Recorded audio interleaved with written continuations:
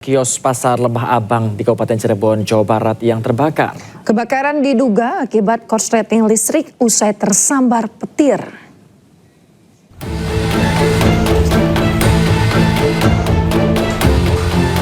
Para pedagang panik dan berusaha menyelamatkan barang dagangannya saat api membakar ratusan kios di Pasar Lembah Abang, Kabupaten Cirebon, Selasa malam.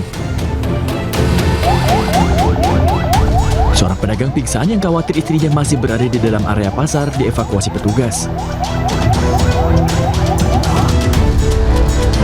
Banyaknya material yang mudah terbakar membuat api semakin membesar. Petugas mengerahkan 9 unit damkar ke lokasi untuk memadamkan api.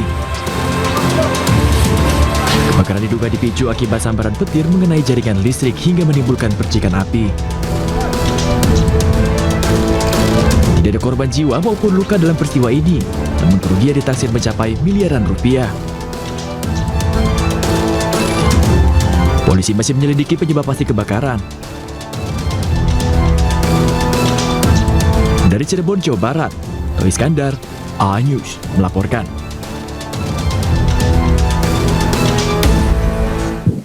Pemirsa, kebakaran hebat menghanguskan ratusan toko di Pasar Kaloko, Kecamatan Pasar Wajo, Kabupaten Buton, Sulawesi Tenggara. Ya, kebakaran terjadi sejak Senin malam hingga Selasa pagi, di mana penyebab pasti kebakaran masih belum diketahui.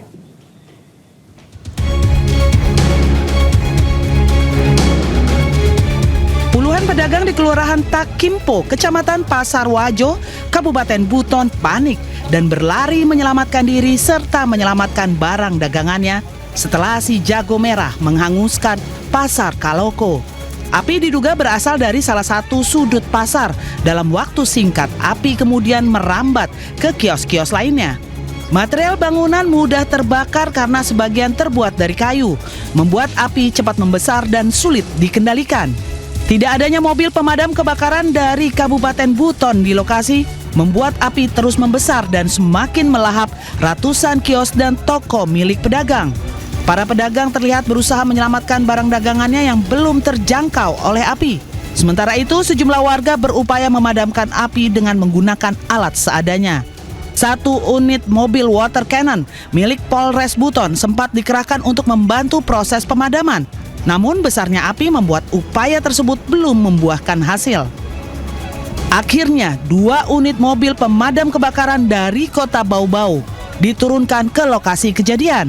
Setelah 4 jam proses pemadaman, api baru berhasil dipadamkan sepenuhnya. Api dari sebelah sana tidak ditahu, kayaknya kita tidak bisa curiga juga. Iya. Tapi kalau masalah arus pendek kayaknya tidak. Tidak ya? Oh iya. Kalau yang kita duga ini kayak api dari sana. Terus api yang cepat menyebar? Iya, cepat. Pasca kebakaran, para pedagang kembali ke lokasi untuk mencari barang dagangannya yang masih bisa diselamatkan. Akibat peristiwa ini, para pedagang mengalami kerugian hingga mencapai ratusan juta rupiah. Hingga saat ini belum diketahui penyebab pasti kebakaran. Pihak kepolisian masih melakukan penyelidikan untuk mengungkapkan sumber api dan penyebab kejadian. Dari Kabupaten Buton, Sulawesi Tenggara, Andi Eba, iNews melaporkan. Tim DVI Polda Sulawesi Utara berhasil mengidentifikasi 4 dari 16 jenazah korban kebakaran Panti Werda Damai Manado. Keempat jenazah teridentifikasi sesuai kecocokan medis dan juga properti.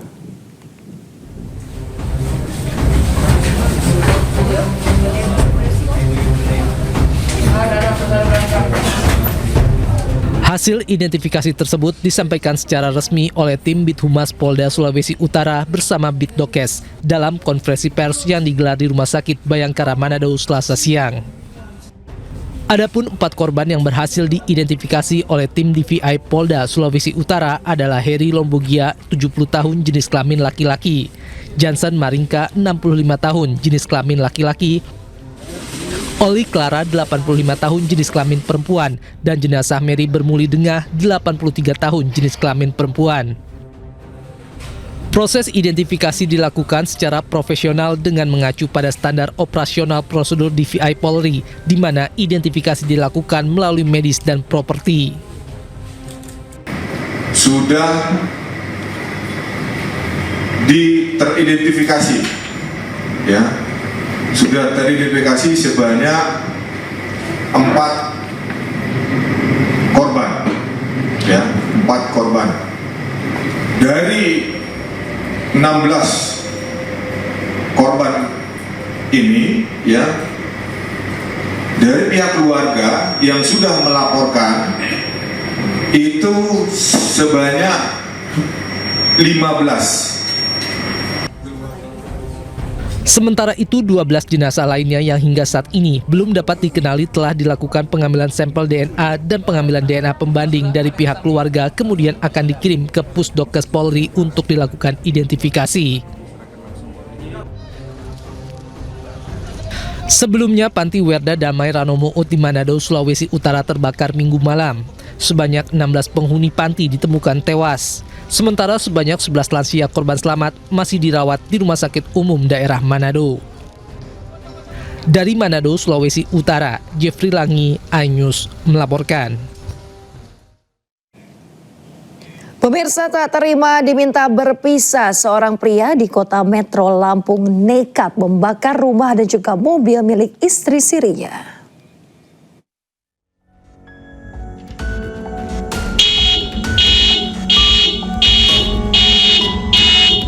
Rekaman CCTV ini memperlihatkan aksi nekat pria paruh baya saat hendak membakar sebuah mobil yang terparkir di teras rumah warga. Dengan mudah, pelaku asal kota Metro Lampung ini memasuki pekarangan rumah. Tanpa pikir panjang, pelaku menyiramkan bensin dan langsung membakar mobil.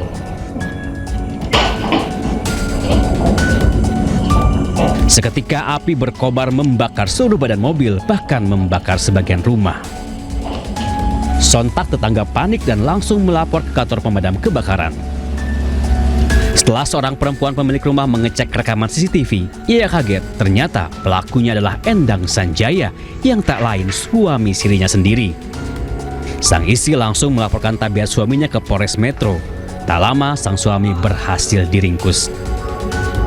Kepada polisi, Endang mengaku nekat membakar mobil, bahkan berniat membakar rumah istri sirinya lantaran tidak terima dituduh memiliki wanita idaman lain dan diminta bercerai. Itu rumah siapa? Sama mobil siapa? Rumah istri saya, Pak. Sama jadi, mobil dia? Iya, jadi sebelum bangun rumah dan beli mobil itu, dia sudah sama saya.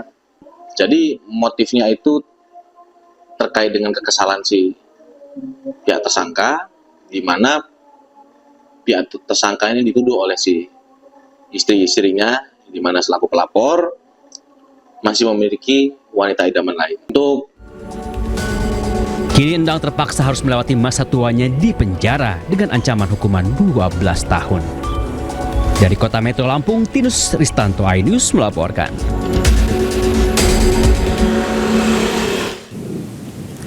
Mengendarai mobil ugal-ugalan, pelajar SMA asal Lebak, Banten menabrak 5 motor.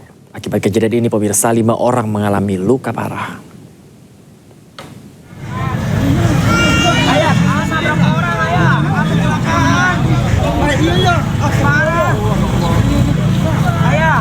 Kecelakaan ini terjadi di Jalan Sutami, kilometer 10, Rangkas Bitung, Kabupaten Lebak, Banten. 5 orang korban tampak bergelimpangan di tengah jalan. 1 minibus dan 5 unit sepeda motor juga ringsek. Kejadian berawal saat minibus melaju kencang. Saat hendak menyalip kendaraan di depannya, mobil justru oleng dan melaju di arus yang berlawanan. Mobil semakin tidak bisa dikendalikan hingga menabrak 5 motor dan terpental. Warga segera menolong korban. Rupanya mobil dikendarai oleh pelajar SMA. Adanya istilahnya satu yang pengemudi dari Onak sedang melaksanakan olahraga mau mengarah pulang ke Kampung Popo. Saat perjalanan beliau nyalip, terus tidak bisa mengendalikan kendaraan, akhirnya mengambil jalur orang, terjadilah kecelakaan tersebut. Tidak ada korban jiwa dalam kecelakaan ini. Korban langsung dievakuasi ke Rumah Sakit Aji Darmo Rangkas Bitung dan Rumah Sakit Hermina untuk mendapatkan perawatan medis. Sementara pelaku dibawa oleh keluarganya. Dari Lebak, Banten, Iskandar Nasution, iNews melaporkan. Pemirsa, banjir merendam ribuan rumah di Kabupaten Cirebon, Jawa Barat dengan ketinggian 1,5 meter. Banjir akibat meluapnya Sungai Cikenanga setelah diguyur hujan deras.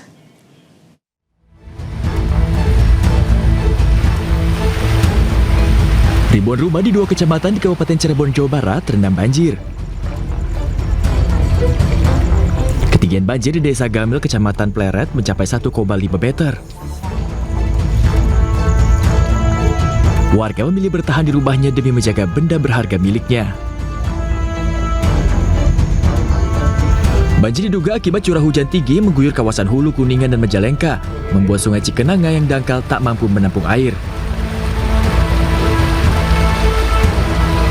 Walaupun hujannya nggak besar juga banjir di daerah sini tuh. Oh, banjir terus? Ya, jadi terus istilahnya walaupun hujannya nggak gede, kiriman datang, apalagi hujan gede. Air kirimannya dari mana sih, Pak? Hah? Air kirimannya dari mana? Kalau ini kan jalurnya kan dari 3 sungai. Nampung ke sungai sini semua. Dari Hulu, Kuningan, Majalengka. Iya. Banjir ya, Bu. Selama bulan Desember, wilayah ini sudah 5 kali mengalami banjir. Warga berharap pemerintah mencari solusi agar banjir tidak kembali melanda permukiman mereka.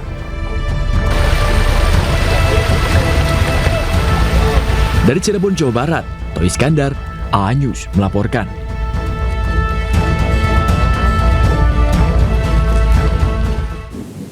Diterjang angin puting beliung, bangkai badan pesawat menimpa rumah warga di Desa Pondok Udik, Kecamatan Kemang, Kabupaten Bogor, Jawa Barat. Dampak angin puting beliung juga merusak puluhan rumah warga.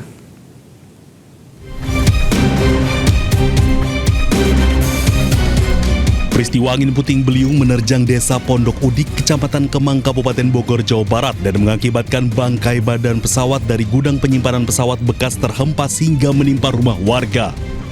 Bagian pesawat yang terbawa puting beliung berasal dari gudang atau kuburan pesawat bekas yang berada sekitar 300 meter dari rumah warga.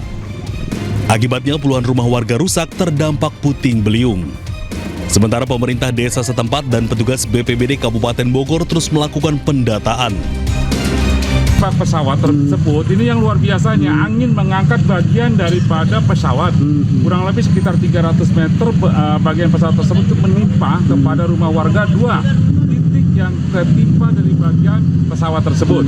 Nah, ini kami sedang telah berkoordinasi dengan pemilik kuburan bangkai pesawat tersebut, kemudian bekerja sama juga berkoordinasi dengan BPBD Kabupaten. Saat ini sedang dilakukan pendataan.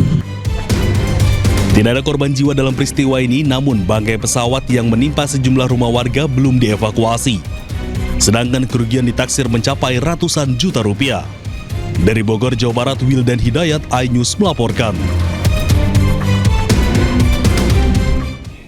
Pemirsa, sebuah tebing setinggi 50 meter yang berada di ruas Jalan Pasir Kurai, Cisitu, Kecamatan Cibeber, Kabupaten Lebak, Banten longsor.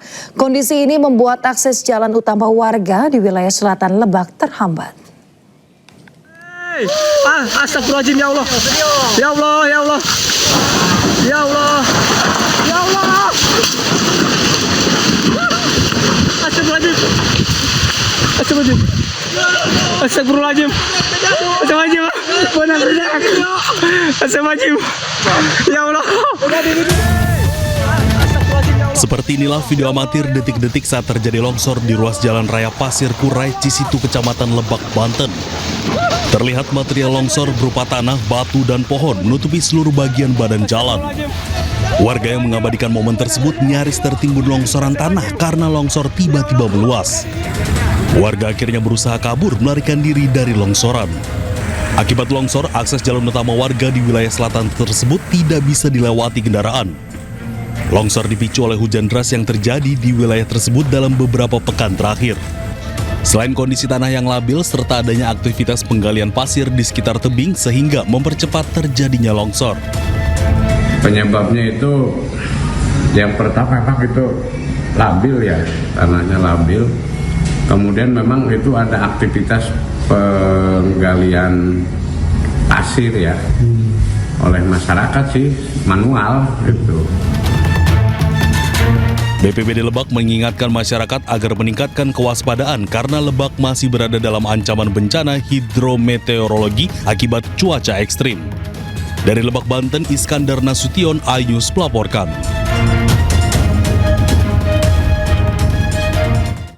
Pemirsa, lagi-lagi kapal pinisi tenggelam di perairan sekitar Labuan Bajo.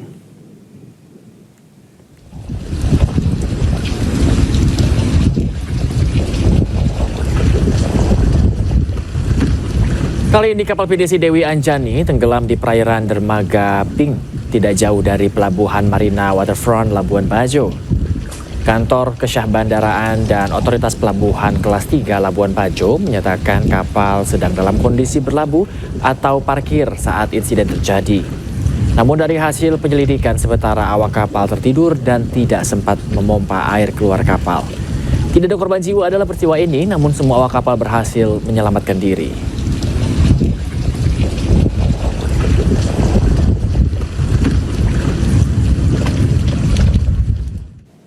Pemirsa, tim SAR gabungan terus melakukan operasi SAR hingga 7 hari ke depan di perairan Pulau Padar, Labuan Bajo, Kabupaten Manggarai Barat, Nusa Tenggara Timur.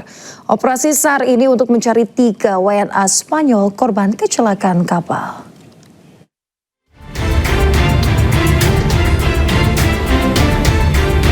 Tim SAR gabungan membentuk tim pencarian darat dan laut guna pencarian korban kapal tenggelam yang dilaporkan hilang di perairan Pulau Padar, Labuan Bajo, Kabupaten Manggarai Barat, Nusa Tenggara Timur. Operasi SAR gabungan terus dilakukan hingga sepekan ke depan.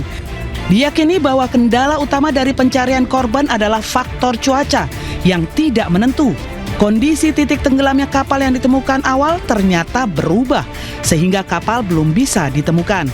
Terkait penyebab kecelakaan, Kabasarnas Marsikal Madya TNI Muhammad Syafi'i menegaskan jika kecelakaan itu terjadi murni akibat kondisi cuaca yang tidak mendukung.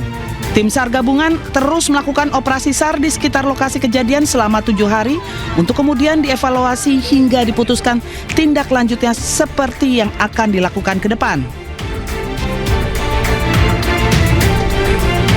Disebabkan oleh kondisi cuaca. Kemudian titiknya jelas, tapi pada saat awalnya kita berharap bahwa kapalnya itu bisa kita temukan, ternyata sampai sekarang kapalnya kan belum ditemukan.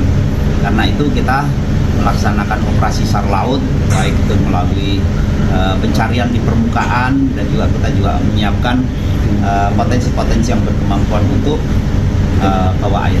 Rencana berapa lama operasi SAR-nya dibuka di situ? Operasi pada saat itu dikendalikan secara normal oleh Basarnas setiap 7 hari.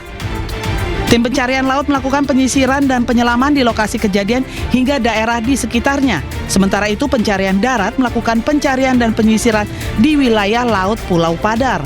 Dari Sidoarjo, Jawa Timur, Pramono Putra, iNews melaporkan.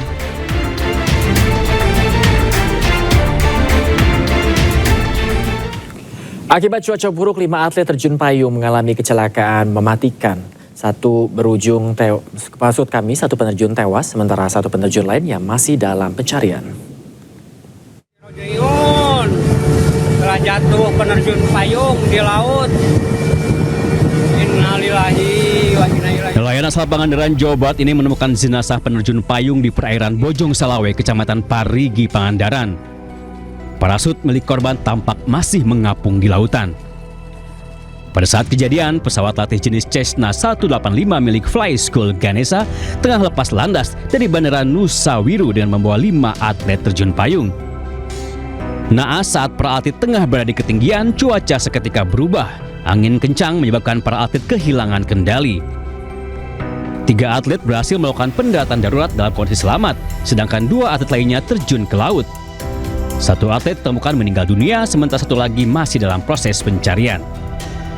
Untuk sementara kami masih berproses untuk melakukan pencarian korban yang satu, akan dibantu oleh dari rekan-rekan Basarnas, kemudian dari Direktorat Polair maupun dari Polres dan seluruh instansi terkait. Kita akan melaksanakan pencarian yang ada.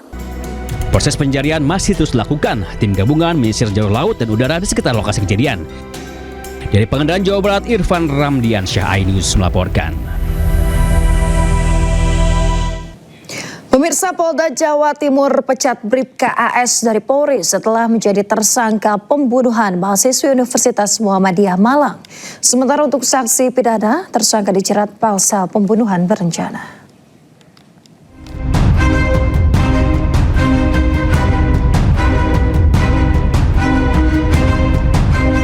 Tim kepolisian terus berupaya mengungkap pembunuhan Faradila Amalia Najwa, seorang mahasiswi UMM atau Universitas Muhammadiyah Malang. Polda Jawa Timur akan bersikap tegas dengan PTDH atau pemberhentian tidak dengan hormat sebagai anggota Polri terhadap Bribka AS, oknum polisi anggota Polres Probolinggo, tersangka pembunuhan Faradila Amalia Najwa, seorang mahasiswi yang tidak lain adalah adik iparnya sendiri. Sementara untuk sanksi pidana, Bribka AS dijerat dengan pasal pembunuhan berencana. Motif yang telah diungkap di balik pembunuhan adalah sakit hati dan menguasai harta korban. Terbukti dengan dikurasnya uang dalam ATM korban senilai 10 juta rupiah. Motifnya sudah kami dapatkan, yaitu sakit hati dan ingin menguasai harta korban. Perselingkuhan itu enggak? Sementara tidak kami temukan, ya. Yang kami temukan dan sudah kami yakini ada dua, yaitu sakit hati dan ingin menguasai harta korban, karena kami mendapatkan beberapa jejak yang bersangkutan sudah mengambil harta korban. Dan lebih detail itu pembunuhannya dilakukan di mana? Kan pembuangannya di Pasuruan. Ya, pembunuhannya di daerah Probolinggo. Dan itu perencanaan atau? Ya, kita kenakan perencanaan. Sesuai dengan tadi Pak Kapolda menyampaikan akan tidak tegas anggota yang melaksanakan tindak pidana, dan ditegaskan ada dua yang akan dikenakan, yaitu tidak pidana sendiri dan sidang kode etik. Motif pembunuhan telah didapati, yaitu sakit hati dan ingin menguasai harta korban.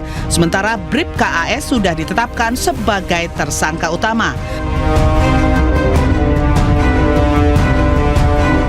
Hujan deras kembali mengakibatkan banjir susulan di sejumlah lokasi di Kota Padang. Warga yang tinggal di sepanjang aliran sungai diminta waspada. Inilah keadaan sekarang di Batu Busuk, di sebelum jembatan.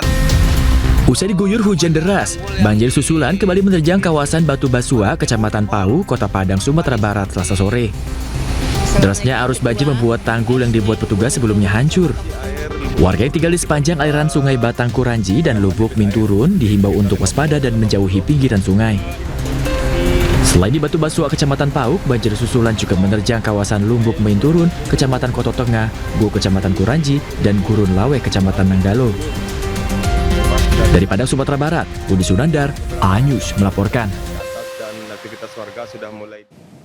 Pemirsa, banjir bandang susulan kembali merusak sejumlah akses jalan dan juga jembatan di kawasan Danau Maninjau, Kabupaten Agam, Sumatera Barat.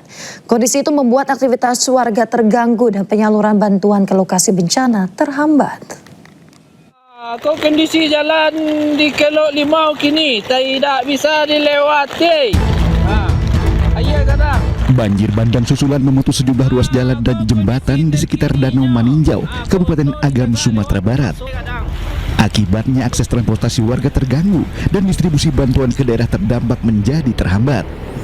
Di Jorong Bancah, Kecamatan Tanjung Raya, lebih dari 1 bulan pasca bencana banjir bandang, kondisi wilayah belum sepenuhnya pulih. Permukiman warga masih dipenuhi material banjir bandang.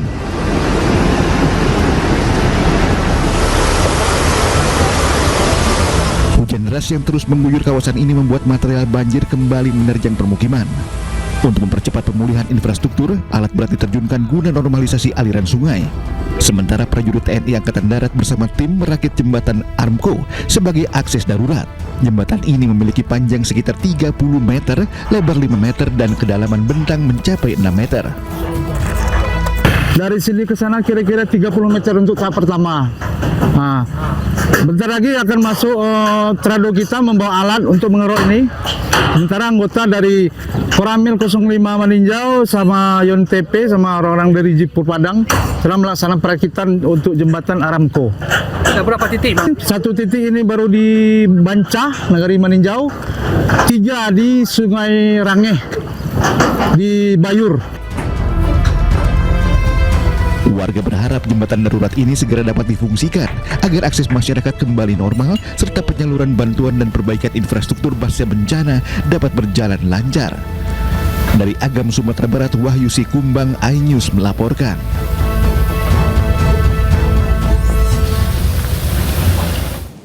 Pemirsa, pembersihan jalan nasional pasca banjir di Aceh terus dilakukan.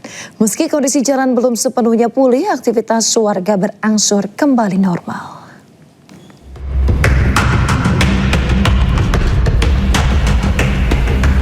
Arus lalu lintas di ruas jalan nasional batas Kabupaten Pidijaya dengan Kabupaten Biren kembali ramai oleh beragam kendaraan yang melintas. Kondisi jalan memang belum seperti sebelum bencana banjir, namun pembersihan material lumpur membuat mobilitas masyarakat perlahan berjalan normal. Akses jalan yang sebelumnya berlumpur penuh dengan kayu-kayu batu-batuan dan sekarang sedikit demi sedikit udah mulai normal seperti biasanya. Salah satu titik yang masih terus dibersihkan oleh tim dari Kementerian Pekerjaan Umum adalah ruas jalan nasional batas Pidijaya dengan Kota Biren. Penanganan difokuskan di Kecamatan Murah sepanjang 14,21 km. Kalau sekarang kondisi alhamdulillah sudah banyak yang tertangani, lumpur-lumpur sudah banyak yang kita pindahkan dan alhamdulillah jalan sudah lancar, Pak. Pemulihan akses jalan menjadi prioritas guna mendukung aktivitas masyarakat dan kelancaran distribusi logistik. Diharapkan konektivitas antara wilayah segera pulih untuk mendukung aktivitas sosial dan ekonomi masyarakat. Pemirsa, jembatan Betong Ateh di Kabupaten Nagan Raya yang putus diterjang banjir bandang kembali dibangun. Pengerjaan jembatan Bailey ditargetkan rampung 10 hari ke depan.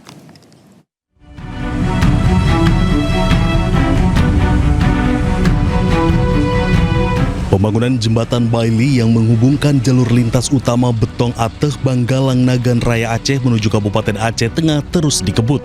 Setengah rangka utama jembatan telah terpasang. Progres pengerjaan telah mencapai 51% dan ditargetkan rampung dalam 10 hari.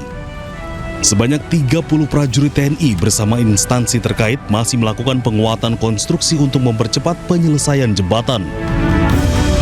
Jembatan Bailey ini memiliki bentang sepanjang 30 meter dengan kapasitas muatan hingga 30 ton. Lebih kurang 5 hari kami sudah bekerja. Kemudian kami selesaikan dalam waktu 10 hari target. Kita sudah berjalan 4 hari, sisa waktu 6 hari. Kami berupaya sekuat mungkin supaya pekerjaan ini bisa tuntas dalam waktu 10 hari. Sebelumnya, jembatan menghubung Kabupaten Nagan Raya dengan Aceh Tengah di Kecamatan Betong Ateh putus total dihantam banjir bandang. Diharapkan dengan rampungnya jembatan Bailey ini, akses transportasi dan mobilitas warga Nagan Raya dengan Aceh Tengah dapat kembali normal. Dari Kabupaten Nagan Raya, Aceh, Afsah, iNews melaporkan. Pemirsa, kita ke informasi berikutnya. Ancaman dan teror menerpa influencer Shirley Anavita. Diduga ancaman diterima lantaran Shirley vokal dan juga kritis bicara soal penanganan bencana Sumatera. Difasilitasi oleh BNPB, jadi 2-3 konten yang... Pemirsa, kreator konten Shirley Anavita mengaku diteror oleh orang tak dikenal usai menyoroti penanganan bencana di Sumatera. Teror terjadi usai menerima pesan bernada ancaman yang masuk ke nomor pribadi dan akun media sosialnya. Dalam unggahan akun Instagramnya, Shirley menjelaskan mobilnya dicoret-coret. Selain itu, pemirsa, rumahnya juga dilempar sekantong telur busuk hingga dikirimkan pesan bernada ancaman pada secari kertas. Shirley menduga pesan-pesan yang diterimanya lewat akun media sosialnya ada yang mengonsentrasi. Lantaran ia vokal berbicara tentang kondisi warga korban bencana Aceh dan Sumatera di beberapa televisi. Pertama difasilitasi oleh BNPB, jadi 2-3 konten yang menyalurkan langsung ke... Pemirsa, rumah manajer kampanye iklim energi Greenpeace Indonesia, Iqbal Damanik, juga mendapat teror. Teror tersebut berupa bangkai ayam yang ditemukan Selasa pagi di teras rumah Iqbal Damanik. Pemirsa, Greenpeace Indonesia menduga kiriman ini sebagai teror terhadap kerja-kerjanya. Terlebih Iqbal Damanik belakangan kerap menayangkan unggahan tentang banjir Sumatera dan juga respons pemerintah dalam menangani bencana yang menelan korban lebih dari 1.000 jiwa. Greenpeace mengecam maraknya upaya teror terhadap masyarakat sipil. Menurut Greenpeace, kritik seharusnya menjadi masukan untuk perbaikan, bukan dianggap ancaman.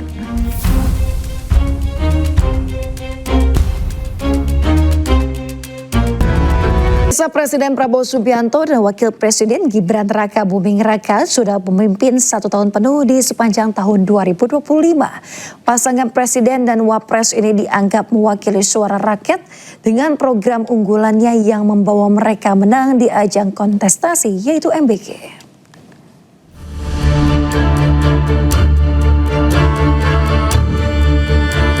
Tahun 2025 akan segera usai. Kinerja pemerintahan Presiden Prabowo Subianto dan Wakil Presiden Gibran Raka Buming Raka pun dievaluasi. Jika kita tarik mundur ke belakang, Pesta Demokrasi Pilpres 2024, pasangan Prabowo Subianto Gibran Raka Buming Raka berhasil memenangkan 96.214.691 suara sah nasional. Hasil ini didapatkan dari 38 provinsi dan 128 panitia pemilihan luar negeri.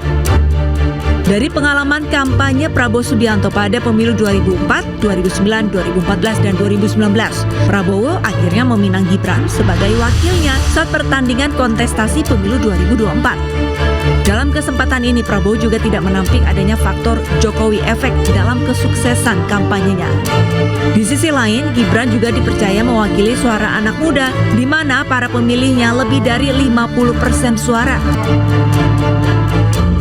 Kini, Kabinet Merah Putih sudah 1 tahun memimpin Indonesia.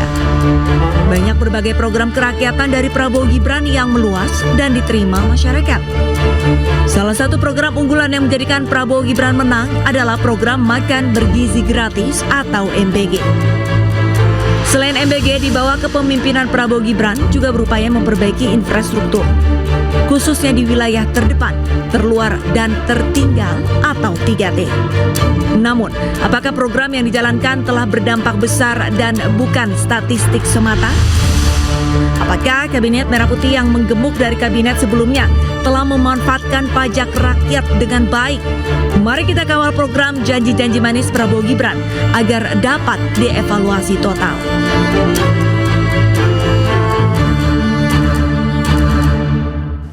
Pemirsa, untuk pertama kalinya Presiden Prabowo Subianto sampaikan pidato kenegaraan di gedung MPR RI.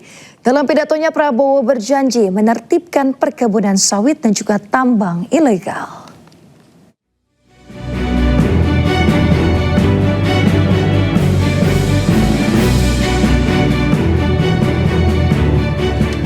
(15 Agustus 2025 di Gedung Parlemen), untuk pertama kalinya Presiden Prabowo Subianto menyampaikan pidato kenegaraannya di sidang tahunan MPR. Berdiri di mimbar yang sama saat dirinya dilantik sebagai Presiden ke-8, Prabowo menyampaikan keberhasilan selama 299 hari memimpin negeri. Dengan bangga, Prabowo menyebut belum genap setahun memimpin negeri, pemerintah berhasil menyelamatkan 300 triliun rupiah dari APBN. Kami telah identifikasi dan telah selamatkan 300 triliun uang dari APBN yang kami lihat rawan diselewengkan. Presiden juga menyebut di bawah komandonya tingkat kemiskinan menurun 8,47%, sementara pertumbuhan ekonomi meningkat hingga 5,12%. Dalam pidatonya, Prabowo juga mengklaim semua program unggulan pemerintah berjalan lancar. 80.000 koperasi merah putih dibentuk, 100 sekolah rakyat dibangun, 17 juta penerima cek kesehatan gratis, dan tentunya 20 juta penerima MBG. Hasil dari makan bergizi gratis mulai terasa. Angka kehadiran anak di sekolah meningkat. Prestasi anak-anak di sekolah meningkat. Selama 299 hari memimpin, Prabowo juga mengaku telah menguasai kembali 3,1 juta hektar perkebunan sawit ilegal, termasuk berjanji akan menertibkan tambang-tambang ilegal. Potensi kekayaan yang dihasilkan oleh 1063 tambang ilegal ini dilaporkan potensi kerugian negara adalah minimal 300 triliun. Dengan gayanya yang khas, Prabowo juga meminta masyarakat tidak berhenti mengkritiknya, meski menurutnya kadang menyesakan. Kita butuh kritik, walaupun kadang-kadang kritik itu menyesakkan juga. Di akhir pidato, Prabowo mengajak seluruh rakyat Indonesia bekerja sama membangun bangsa. Tim Liputan iNews melaporkan. Pemirsa, Presiden Prabowo Subianto telah melakukan 4 kali reshuffle Kabinet Merah Putih sepanjang tahun 2025. Reshuffle tak hanya dilakukan untuk posisi menteri dan wakil menteri saja, tetapi juga pergantian terhadap sejumlah kepala lembaga.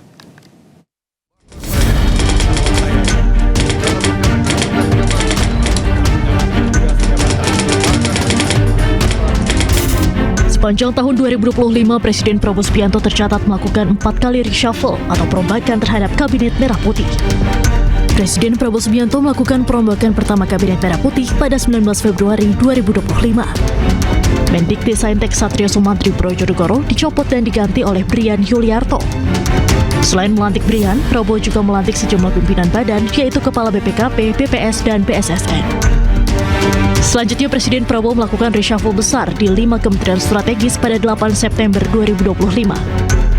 Momen tersebut terjadi usai gelombang demo besar-besaran terjadi di berbagai wilayah Indonesia pada akhir Agustus 2025. Pada reshuffle kedua, Purbaya Yudi Sadewa menggantikan Sri Mulyani sebagai Menteri Keuangan, Mukhtarudin gantikan Abdul Qadir Karding sebagai Menteri P2MI, Ferry Joko Yuliantono gantikan Budi Aristiadi sebagai Menteri Koperasi. Presiden Prabowo Subianto juga melantik Muhammad Irfan Yusuf sebagai Menteri Haji dan Umroh, serta Dhanil Anzar Simanjuntak sebagai Wakil Menteri Haji dan Umroh. Pada perombakan kedua ini, Budi Gunawan dicopot sebagai Menteri Koordinator Politik dan Keamanan atau Menko Polhukam, serta Dito Aryo Tejo dicopot sebagai Menpora. Pada 17 September 2025, Presiden Prabowo kembali melantik sejumlah nama. Jamari Caniago menggantikan Budi Gunawan sebagai Menko Polhukam, Erick Thohir gantikan Dito Aryo Tejo sebagai Menpora.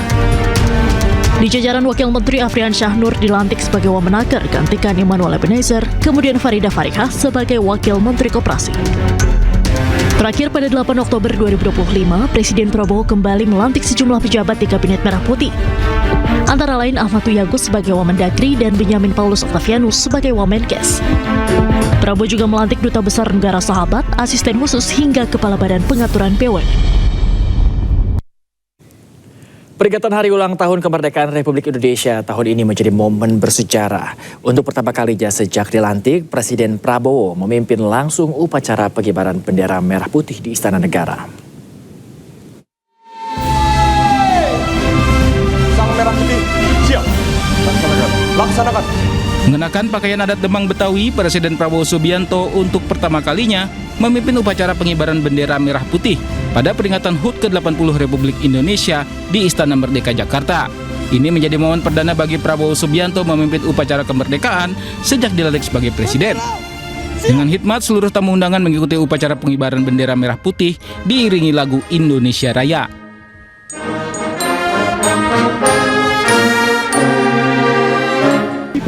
Berbagai atraksi tampil memeriahkan peringatan kemerdekaan Indonesia. Mulai dari bendera raksasa diterbangkan di atas Monas, disusul aksi manuver puluhan pesawat tempur TNI, mempersembahkan formasi angka 80 hingga asap merah putih di langit Jakarta.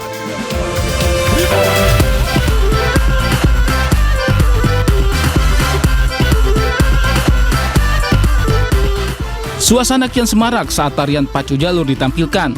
Anak-anak hingga pasukan TNI Polri berjoget membentuk tarian aura farming yang viral di media sosial.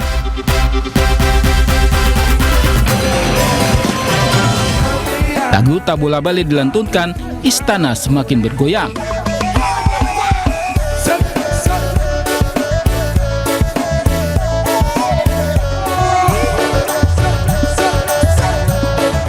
Presiden Prabowo tampak ikut berjoget hingga turun dari mimbar, berbaur bersama pejabat dan masyarakat.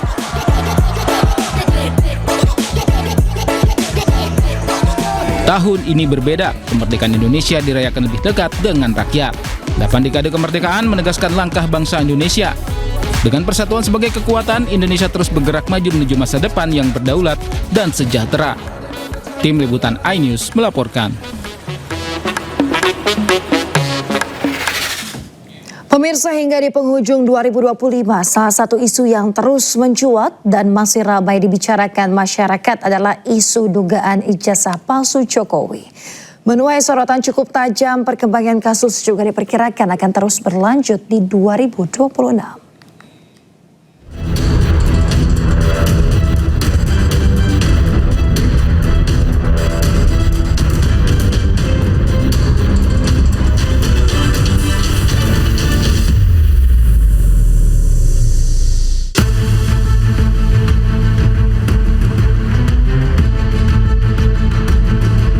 Kasus dugaan ijazah palsu Jokowi belum juga usai.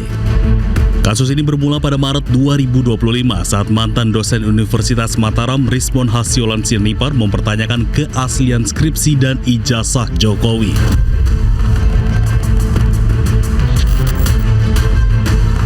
Terutama dari penggunaan font Times New Roman yang dianggap tidak lazim digunakan pada awal 1980-an. Tak lama berselang, gugatan terbaru mengenai keabsahan ijazah SMA Jokowi kembali masuk ke pengadilan pada Senin 14 April. Gugatan ini terdaftar di PN Surakarta. Menanggapi polemik dan gugatan yang terus bergulir, Jokowi dan tim kuasa hukumnya mendatangi Polda Metro Jaya pada Rabu 30 April 2025 untuk melaporkan tuduhan ijazah palsu. Tuduhan ijazah palsu perlu dibawa ke ranah hukum agar semuanya jelas dan gamblang. Sementara itu, pada 22 Agustus 2025, Rektor Universitas Gadjah Mada Yogyakarta, Ova Emilia, mengeluarkan pernyataan resmi terkait isu ijazah Presiden RI ke-7 Joko Widodo. Ova tegaskan Jokowi merupakan alumni UGM dan pihak kampus telah memberikan ijazah yang sesuai kepada Joko Widodo. Joko Widodo dinyatakan lulus dari UGM pada tanggal 5 November 1985.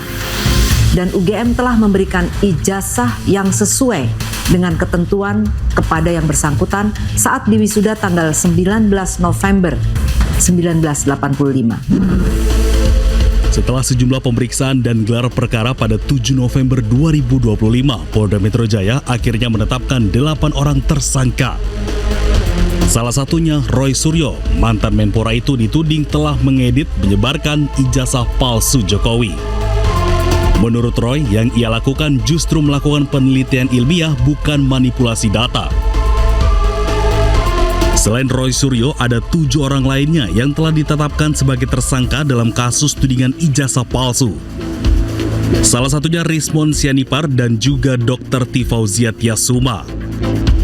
Dari 8 tersangka tersebut, kepolisian membagi menjadi 2 klaster.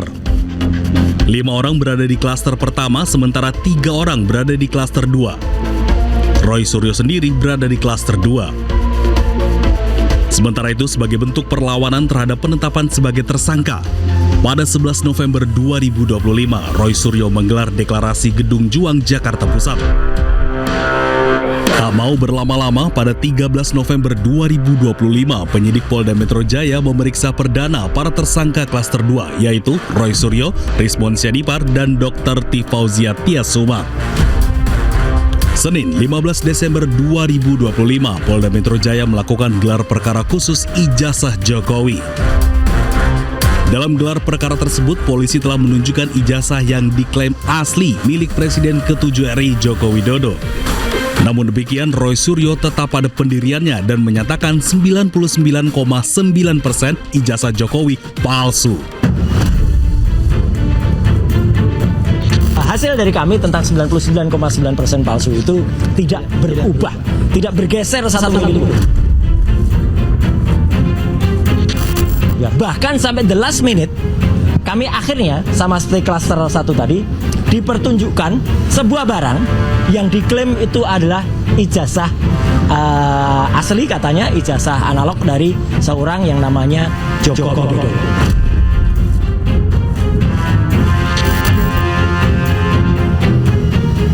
Di lain pihak, Presiden ke-7 RI Joko Widodo juga menghadapi gugatan terkait ijazahnya.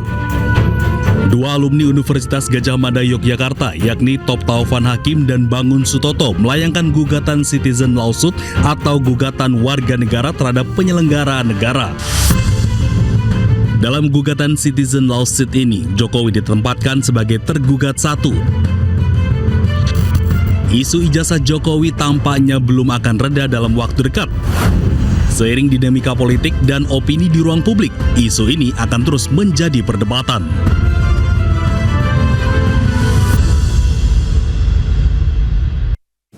Sidang lanjutan gugatan ijazah melalui mekanisme citizen lawsuit terhadap Presiden ke-7 Republik Indonesia Joko Widodo kembali digelar di Pengadilan Negeri Surakarta. Hakim terima 5 alat bukti dari penggugat.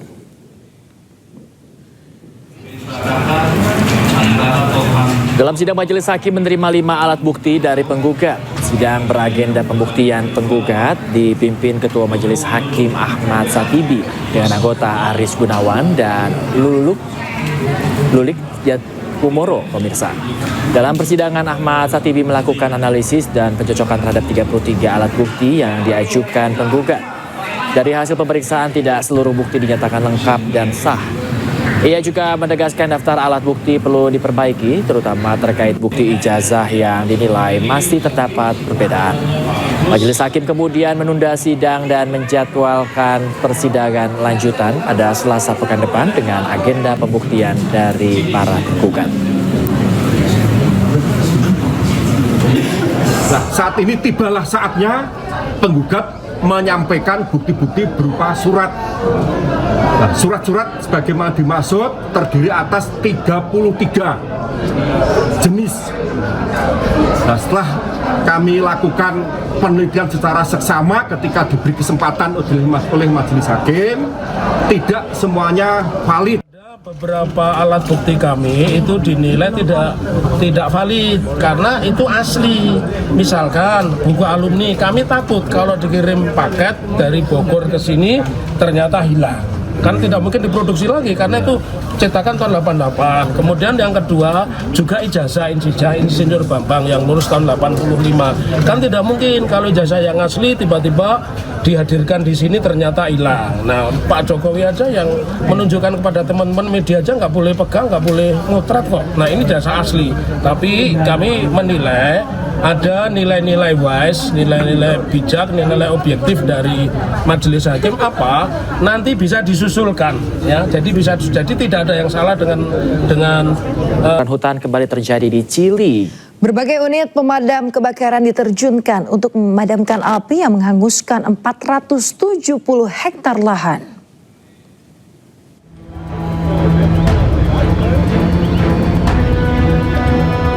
Kebakaran hutan telah melanda perbukitan di wilayah Las Condes di Santiago membuat keadaan siaga tinggi untuk mengendalikan kobaran api. Asap tebal mengumpul di atas bukit San Carlos. Petugas pemadam kebakaran dan tim darurat berjuang memadamkan api sepanjang malam. Menurut Perusahaan Kehutanan Nasional Chili, kebakaran tersebut telah menghanguskan setidaknya 470 hektar. Berbagai unit pemadam kebakaran dikerahkan termasuk helikopter dan tim darat untuk melindungi rumah-rumah, infrastruktur, dan kawasan hutan di sekitarnya. Warga di lingkungan yang terdampak disarankan untuk tetap berada di dalam rumah, mengikuti pedoman keselamatan hingga pemberitahuan lebih lanjut. Kebakaran ini terjadi setelah kebakaran hutan besar di Komune San Pedro de Melipilla. Di dekatnya yang membakar sekitar 2.500 hektar dan memaksa ratusan penduduk untuk mengungsi. Kebakaran hutan melanda Chili setiap tahunnya yang dipicu oleh kondisi kering, suhu tinggi, dan angin kencang.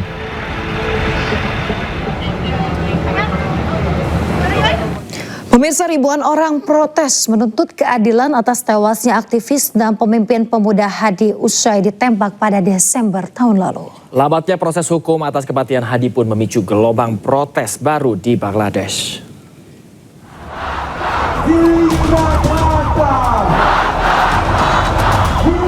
Para pengunjuk rasa meneriakan slogan dan menyalakan lampu sebagai bentuk penghormatan kepada Hadi, pendiri gerakan Inkilab Manca dan salah seorang pemimpin pemuda yang menjatuhkan kekuasaan Perdana Menteri Sheikh Hasina pada 2024 lalu.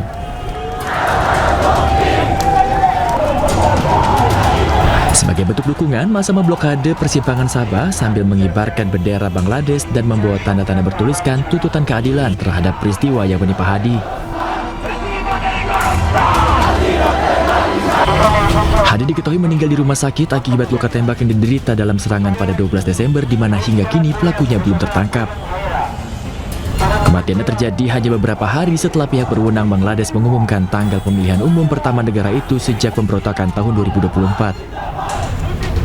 Kematian Hadi pun memicu gelombang protes baru di seluruh negeri, dengan para demonstran menyerukan keadilan dan pertanggungjawaban atas pembunuhannya. আমাদের দাবি এটা প্রাণের দাবি, কারণ হাদি ভাই কিন্তু আমাদের বাংলাদেশে যে আধিপত্য বিরোধী যে আন্দোলন এবং ন্যায় ইনসাফ প্রতিষ্ঠা করতে চেয়েছিলেন, সেই আন্দোলনে কিন্তু আমাদের অগ্রপথিক। আসলে আমরা যুগে যুগে বিভিন্ন রকম আমরা সাহসী লোকের কথা শুনেছি, আমরা ক্ষুদিরামের কথা শুনেছি, কিন্তু আমরা চোখে দেখি নাই। কিন্তু এই প্রজন্মে আমরা যখন হাদি ভাইকে সামনে পেয়েছি, তার বলিষ্ঠ কণ্ঠ, তার চিন্তা চেতনা, এখন তাকে আমরা হারে হারে টের পাচ্ছি যে আসলে হাদি ভাই বাংলাদেশের কি একজন মানুষ ছিলেন, আমাদের কি একজন ছিলেন। Aksi yang diperakarsai oleh kelompok Gerakan Pemuda Inkilab Manca telah berlangsung sejak Jumat, di mana kelompok Inkilab pun bertekad akan terus melakukan aksi protes hingga tuntutan mereka dipenuhi.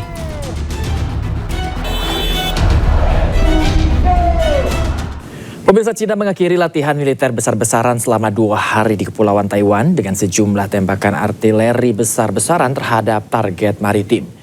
Manuver ini menjadi yang paling agresif dalam latihan simulasi blokade Taiwan.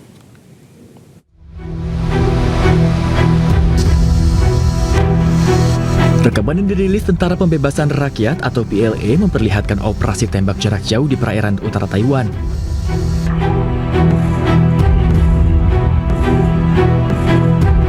Ini menjadi hari kedua latihan blokade Taiwan yang dilakukan China sebagai bagian dari respon kesepakatan pembelian senjata antara Taiwan dan Amerika Serikat senilai 11,1 miliar dolar.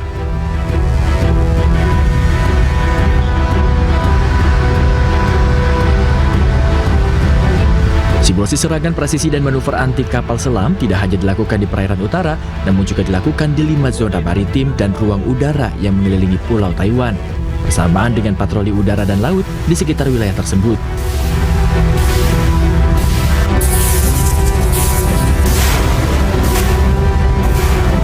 Latihan militer ini merupakan lanjutan dari latihan sebelumnya yang dimulai pada hari Senin dan merupakan respon setelah Amerika Serikat menyetujui paket persenjataan senilai 11,1 miliar dolar untuk Taiwan.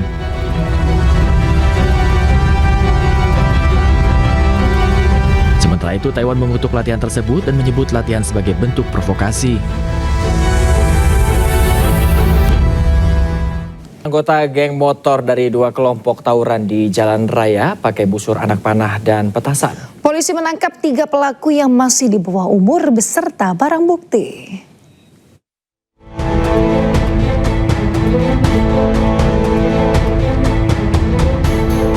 Aparat kepolisian dari Polsek Taman Larea, Kota Makassar berhasil mengungkap kasus tawuran geng motor yang terjadi di Jalan Bontoleo, Pondok Sawah, Kelurahan Kapasa, Kecamatan Taman Larea, Kota Makassar.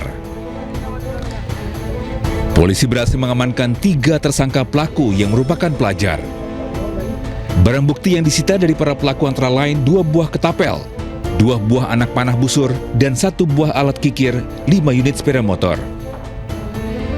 Sebelumnya, pelaku melakukan aksi tawuran tersebut dengan menembakkan petasan, kembang api, dan anak panah busur kepada masyarakat yang berada di Jalan Perintis Kemerdekaan, Kota Makassar, Sulawesi Selatan. Juga pelaku yang diamankan kurang lebih 8 orang, dan kemudian 3 orang ini yang terbukti telah menyimpan dan membawa senjata tajam jenis anak panah busur, dan saat ini sudah dilakukan proses penyidikan di kantor Polsek Taman Larea. Akibat perbuatannya, ketiga terduga pelaku dijerat dengan ancaman hukuman maksimal 10 tahun penjara. Dari Kota Makassar, Sulawesi Selatan, Muhammad Nurbone, iNews melaporkan. Pemirsa, ratusan kios Pasar Lembah Abang di Kabupaten Cirebon, Jawa Barat terbakar. Kebakaran diduga akibat korsleting listrik usai tersambar petir.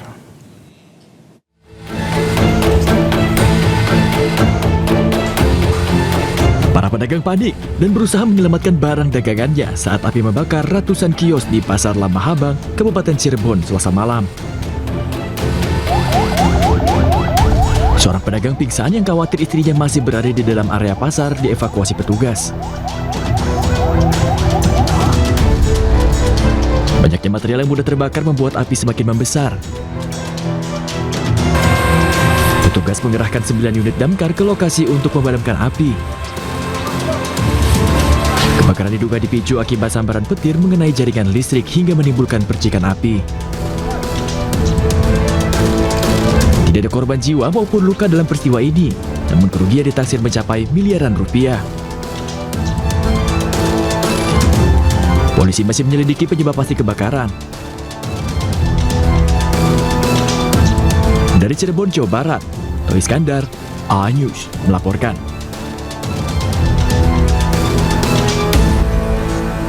Pohon tray besi setinggi 6 meter tumbang menimpa truk pengangkut tanah di Jalan Penjernihan Karet Tifak Tanah Abang, Jakarta Pusat. Akibatnya akses Lipi Pejompongan sempat tertutup total.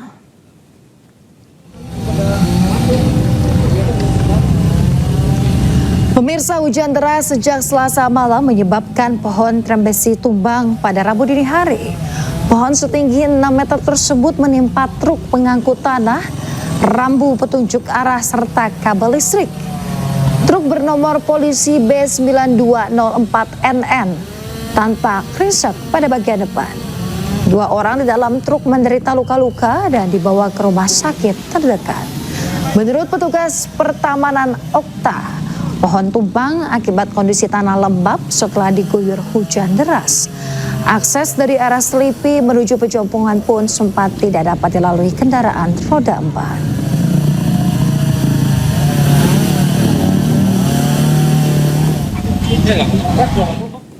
Pemirsa, libur panjang Natal dan Tahun Baru di ruas Jalan Arteri Karawang, Jawa Barat kembali dibanjiri oleh ribuan kendaraan dari 2 arah berlawanan.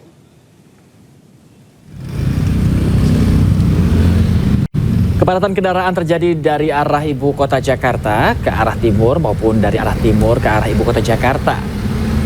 Padatnya volume kendaraan didominasi oleh kendaraan roda 4 pribadi serta roda 2. Untuk mengantisipasi terjadinya kemacetan panjang, petugas memberlakukan rekayasa lalu lintas dengan sistem buka tutup di simpang pertigaan pendek secara situasional. Diperkirakan arus puncak libur panjang Tahun Baru akan terjadi pada Rabu malam.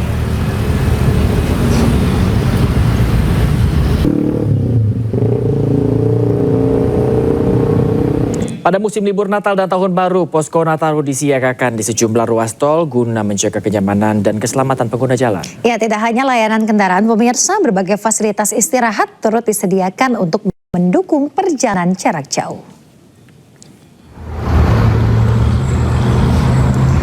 Pemirsa, posko Nataru di res area kilometer 57 Tol Jakarta Cikampek menyediakan berbagai layanan. Mulai dari bantuan kendaraan, home service, hingga emergency assistance selama 24 jam. Selain layanan teknis, posko juga dimanfaatkan sebagai area istirahat dengan fasilitas kids area, kemudian ada kursi pijat serta makanan dan juga minuman.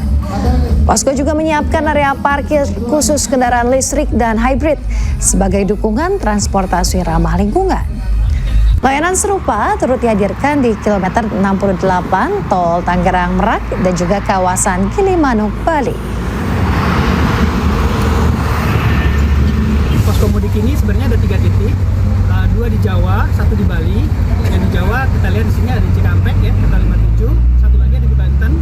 Kalau misalnya mau ke arah barat, jadi kalau misalnya ke timurnya ada di 57, ke arah baratnya kalau mau ke Sumatera ada di kilometer 68, lalu satu lagi di Gilimanuk di Bali, jadi ada 2 pulau.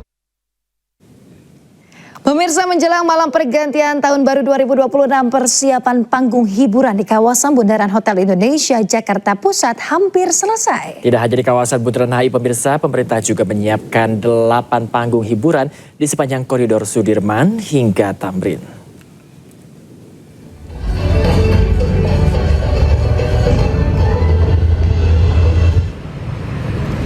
Panggung utama di Bundaran HI akan menjadi pusat perayaan dengan menyuguhkan sejumlah hiburan seperti penampilan musisi tanah air, atraksi drone, dan video mapping.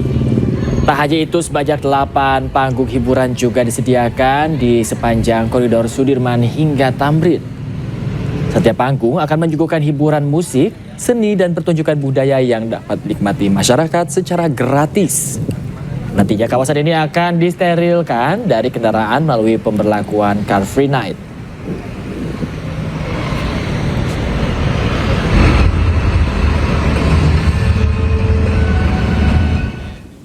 Kini kita kembali ke informasi mancanegara pemirsa. Sebuah festival gajah diselenggarakan untuk ke-19 kalinya di Nepal. Ya, sejumlah gajah dihias hingga menampilkan sejumlah atraksi unik.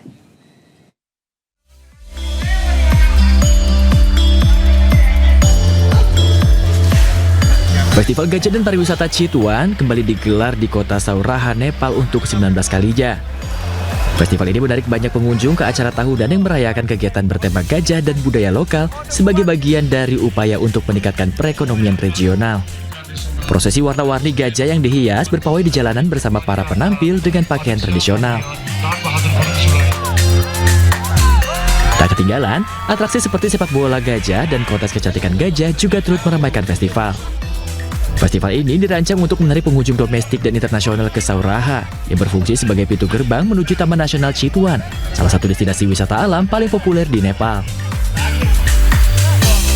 Dengan festival ini, tingkat hunian hotel di daerah tersebut saat ini meningkat diperkirakan sekitar 40%. Dengan para pelaku perhotelan setempat memperkirakan angka tersebut akan meningkat sebesar 20 hingga 25% selama periode liburan. Namun festival ini juga menuai kritik dari organisasi hak-hak hewan dan para pembela kesejahteraan hewan yang telah menyuarakan keprihatinan atas perlakuan terhadap gajah dan menyerukan agar acara tersebut dilarang dengan alasan kekejaman terhadap hewan.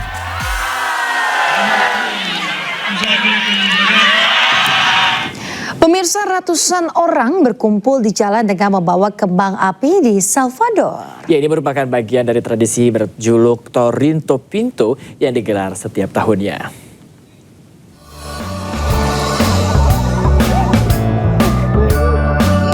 Ratusan warga El Salvador membanjiri jalanan untuk merayakan festival tahunan Torito Pinto yang meriah sebagai bagian dari perayaan Santo Pelindung El Salvador.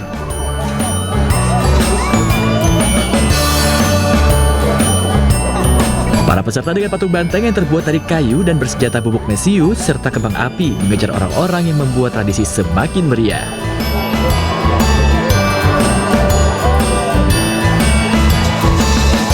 Sementara tim penyelamat dan kendaraan darurat ditempatkan di dekat lokasi, menyediakan masker dan memantau acara tersebut.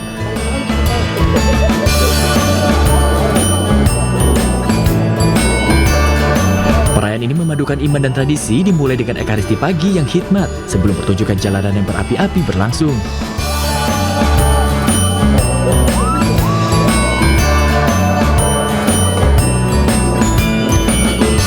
Torito Pinto adalah tradisi kembang api khas Antigua Cuscatlan yang terkait dengan perayaan Santo Pelindung yang setiap tahunnya mengubah jalan utama menjadi hamparan cahaya, percikan api, dan adrenalin.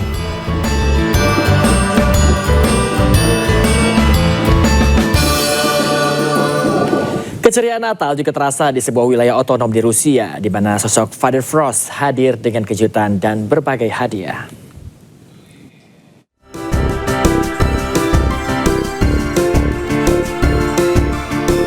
Pihak berwenang Rusia membawa sedikit keceriaan Natal kepada para pengembala rusa kutub di Purovsky. Father Frost, sosok ajaib yang identik dengan hari Natal, membuat kunjungan kejutan di wilayah otonom Yamalo-Nenets. Datang bersama gadis salju, kunjungan Father Frost membawa hadiah yang membuat anak-anak berbahagia. Selain itu, anak-anak menari dengan karakter-karakter ajaib yang ikonik. Kunjungan kejutan untuk pengembala rusa kutub ini merupakan tradisi tahunan sebagai bagian dari perayaan Hari Natal. Informasi Liga Portugal ini sekaligus menutup iNews pagi hari ini, pemirsa. Temukan informasi-informasi terbaru lainnya di www.inews.id. Cuplikan tayangan berita iNews dapat Anda saksikan di kanal YouTube @official iNews. Mewakili kerabat kerja yang bertugas, saya Yasmin Atania. Dan saya Bayu Pradana, pemirsa. Kami berdua pamit undur diri. Namun jangan kemana-mana, pemirsa, karena sesaat lagi program iNews Sports Pagi akan hadir bersama rekan Togi Sinaga. Akhirnya kami ucapkan terima kasih, selamat pagi dan sampai jumpa.